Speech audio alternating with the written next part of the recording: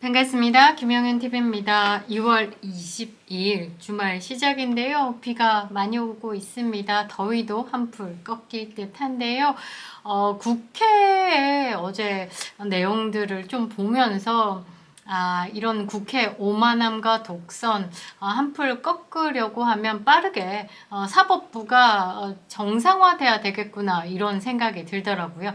왜냐하면 범죄자들이 너무 많아요. 너무 설치되고 있다. 마치 도덕적인 우위에 선 듯 이래라 저래라 이러는데 법사위를 보면서 정청래 같은 경우는 전과자로 미국 테러리스트로 분류된 사람 중에 하나로 군대를 가지도 않았죠. 그런 사람이 뭐 스타들, 군대 스타들을 향해서 앉았다 일어나라, 뭐 나가라 등등 말대꾸하지 마라 등등 그런 거 보면서 정상화 되려고 하면 그 대한민국을 버티고 있는 이 삼권 분립 그 중에 사법부 기능이 제대로 정상화돼야 된다. 라고 저는 봤습니다. 지난 2023년 그 한 해 동안에 입법, 사법, 행정 이 관통하는 주요 키워드가 뭐였냐라고 보면 불명예스럽게도 재판 지연입니다. 재판 지연으로 대한민국의 최강 빌런이라고 말할 수 있는 이재명 당대표가 입법부를 어지럽게 만들고 있죠.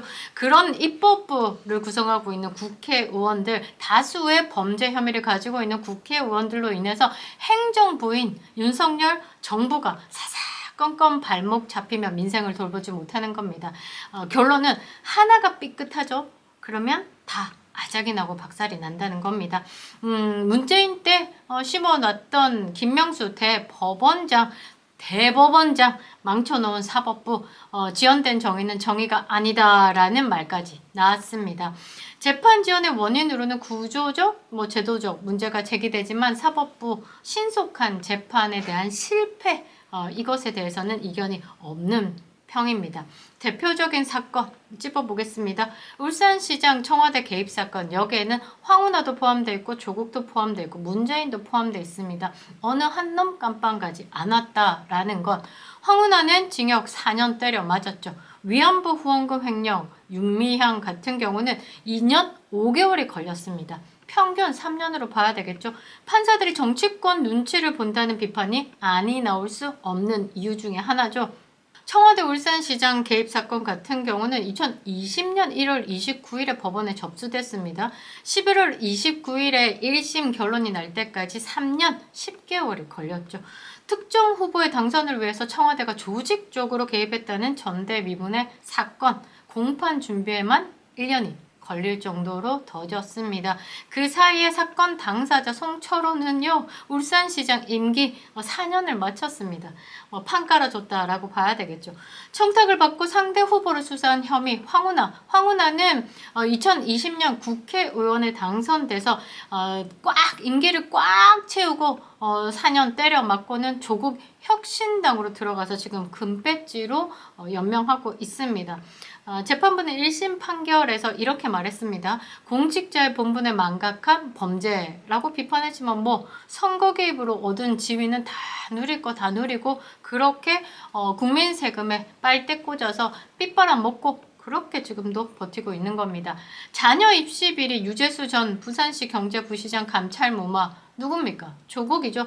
조국도 3년 넘게 진행됐습니다. 2년 징역 때려 맞아서 대법원 법률심을 기다리고 있는 상황에서 조국 혁신당이라는 당을 창당하고 금배지 달았습니다. 깜빵 가서 스쿼트 할 일만 남았는데 이렇게 가능하게 만든 것 자체가 사법부의 재판 지연으로 봐야 되겠죠. 2020년 1월에 시작된 조국 뇌물수수 혐의는요. 3년이 지나서 2023년 2월에 1심 선고가 내려지기도 했죠. 그리고 조국 하면 나오는 사람 하나 더 있죠. 암컷 최강욱 있습니다. 조국의 아들 조원 허위 인턴 증명서 발급해준 혐의로 2020년 1월에 재판에 넘겨진 최강욱은요. 더불어민주당에서 국회의원 임기 4년 중에 3년 8개월을 채우고 대법원에서 유죄 확정 판결로 금배지 떨어져 나갔습니다. 그동안에 국민 세금 다 받아먹고 최강욱은요. 피고인 신분으로 법제사법위원회 간사 활동으로 또 논란을 일으켰죠. 한동훈 위원장과 부딪히기도 했었습니다. 선거법 위반 사건은 6개월 안에 1심이 끝나야 되고 뭐 2심, 3심 가더라도 633의 원칙으로 1년 안에 답을 내야 되는데 이재명 더불어민주당 대표 같은 경우는 선거법 위반 사건 재판을 16개월 끌다가 재판장이 사표를 냈습니다. 재판 지연의 방법을 창의적으로 이제 다 끌어다 이용하고 있는 거죠. 사실상 임기를 다 채우겠다. 또는 흔들어 보겠다라는 거죠. 현재 재판을 받고 있는 21대 국회의원이 26명, 1심의 평균 기간이 887일, 일반인들 185일에 비해서 5배 가깝습니다. 중앙선관위에 따르면요, 4.10 총선의 선거법 위반 행위로 722건이 적발돼서 153건이 검찰, 경찰로 고발이 됐고 27건이 수사 의뢰가 됐고 542건이 경고 조치 등으로 이제 끝냈다. 국회에 입성 300명 제적 의원들 중에 80명이 넘는 의원들이 공직선거법 위반으로 고소 고발되어 있습니다. 이게 전체 의원 300명 중에 약 27.7%에 해당하는 비율이죠. 이 중에 각 당의 대표들이 다 있습니다. 이재명, 조국, 이준석 까지 다 포함되어 있습니다. 이준석 다뤄볼 건데요. 더불어민주당 경기도당이 그 이준석을 낙선을 목적으로 허위사실 공표를 했다라면서 후보자 비방죄로 경찰에 고발을 했습니다. 선거운동 과정에서 상대 공영훈 후보의 딸이 주택을 매입한 것을 두고 갭투자는 완벽히 다른 의미죠. 이 부분을 가지고 공격을 해왔다. 이것을 본인의 당선을 목적으로 한 것이냐 상대방 후보의 낙선을 목적으로 한 것이냐에 따라서 벌금에 대한 범위가 또 달라진다라는 부분이죠. 이게 조금 국민적으로도 문제가 되는 게 20대, 21대의 국회에서 당선이 무효가 되면서 다시 보궐선거를 치르면서 국민 세금 60억 원이 또 남발됐다, 낭비가 됐다라는 거죠. 일단 이준석은 그 한 라디오 프로그램에 출연해가지고요, 공영훈 후보 딸이 성수동 주택을 보유했는데 여기에 관련돼서 22억짜리 주택인데 결국 거기에서 9년 동안 맞벌이 부부 생활을 했고 대출받은 10억 원에 전세까지 껴서 샀다. 영끌 갭투자라고 하는 거 아니냐 이러면서 이제 프레임을 잡았죠. 이것은 유권자들을 향해서 선택을 하는 부분에서 분명히 혼돈을 주는 것이다 라고 판단을 할 수 있죠. 하지만 공영훈 후보 측에서는 딸이 실거주를 하고 있고 이제 전세를 끼고 주택을 매입한 게 아니고 거기 들어가 살았다. 갭투자가 아니다. 라면서 의혹을 일체 부인했죠. 그래서 민주당 경기도당이 선거 열세를 극복하기 위해서 후보자뿐만 아니라 가족들을까지 비방하면서 신상을 터는 무분별한 네거티브가 가능하게끔 만들었다. 결국 허위사실로 공표했다. 이거는 낙선을 목적으로 한 허위사실이다. 선거 공정성을 해치는 행위에 엄정 대응하겠다라며 경고하고 고발했습니다.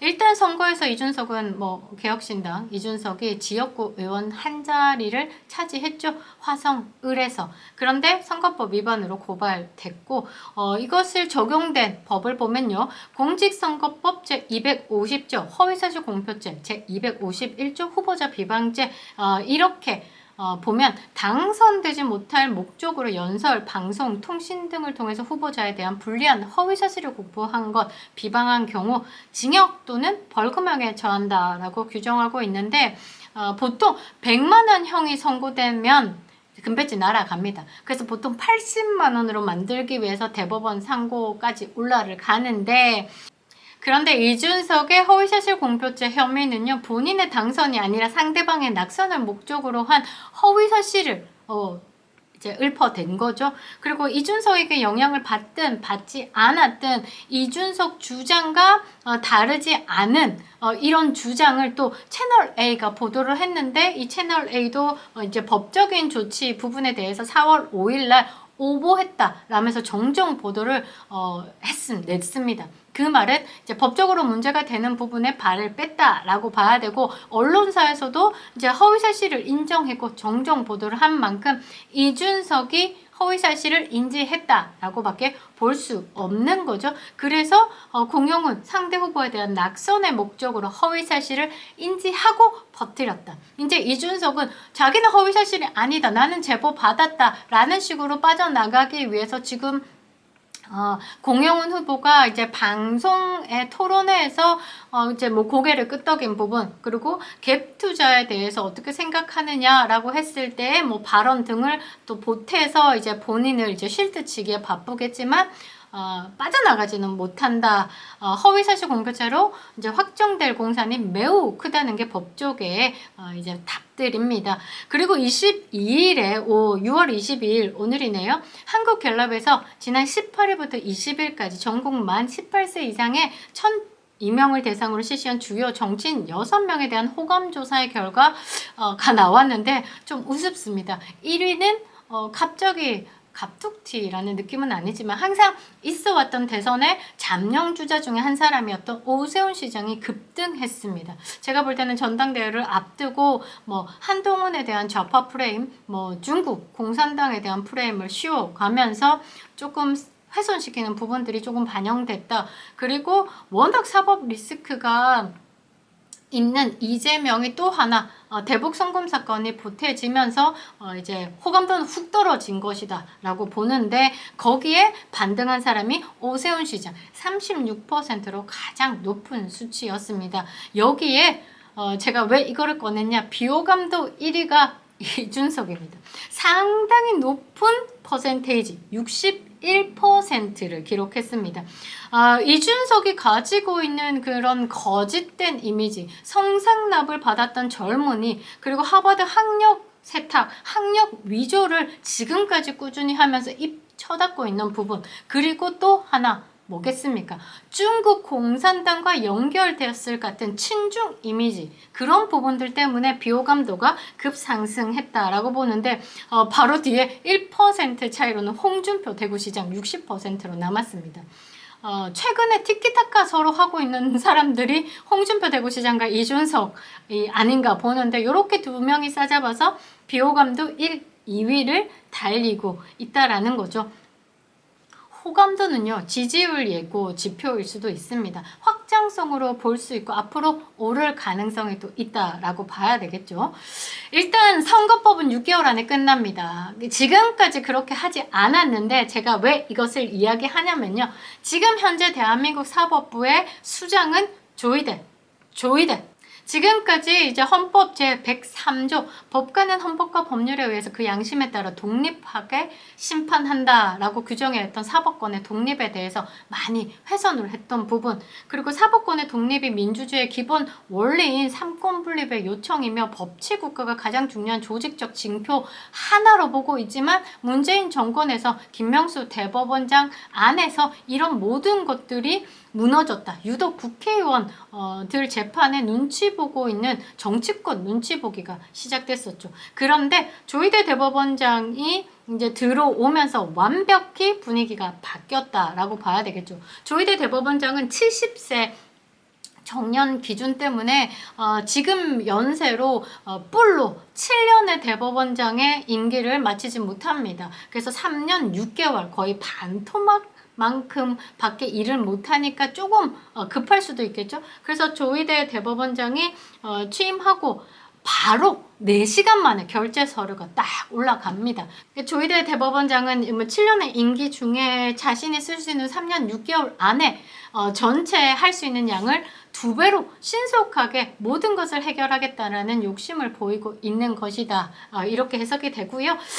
제가 볼 때는 잘 해나가실 것 같은데, 재판의 양과 질을 현저히 약화시켰던 그런 부분들을 해소하기 위해서 빠르게 움직였습니다. 이 조희대 대법원장은요, 법원장 후보 추천제를 시행하지 않기로 결정했습니다.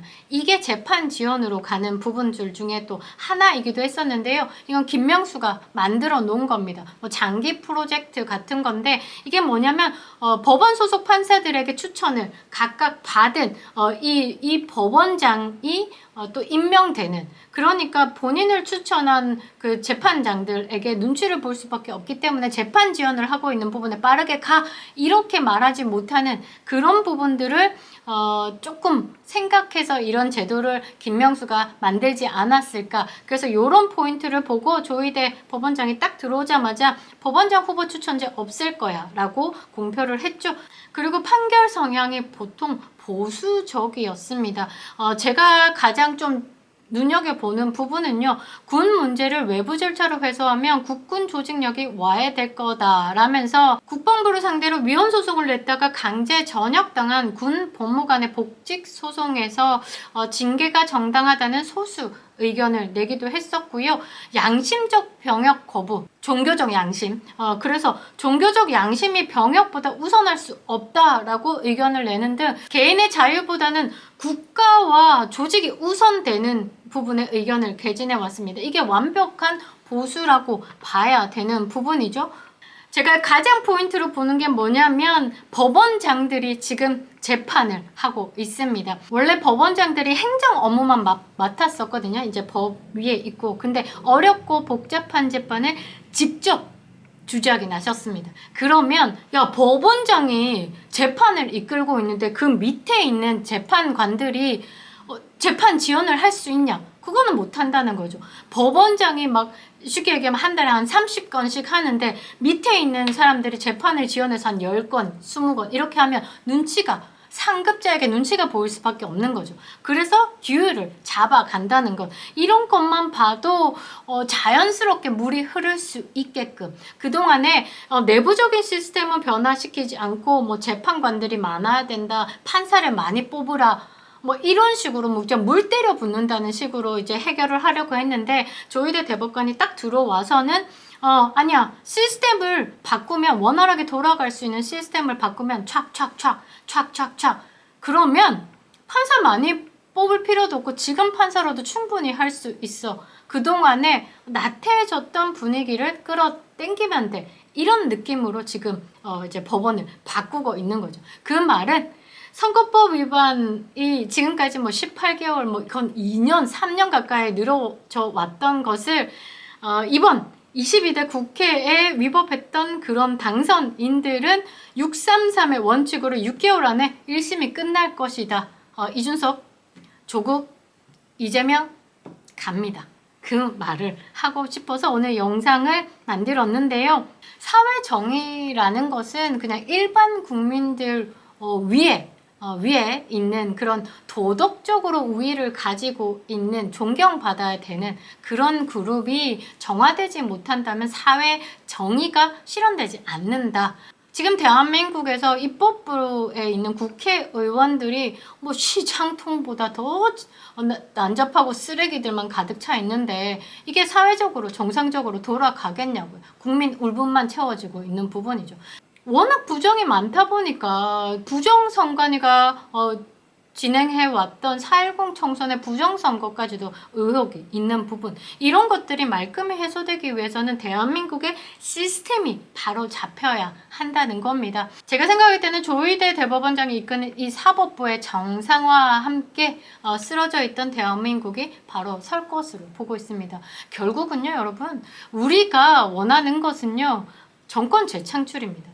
대한민국의 건국 이념을 따르는 보수 정권이 유지가 되고 그 보수라는 가치를 그대로 끌고 가는 정권이 성공할 수 있도록 국민들이 푸시해줘야 된다는 거죠. 정권 재창출을 목표로 지금 모든 것을 바라보고 있는 겁니다.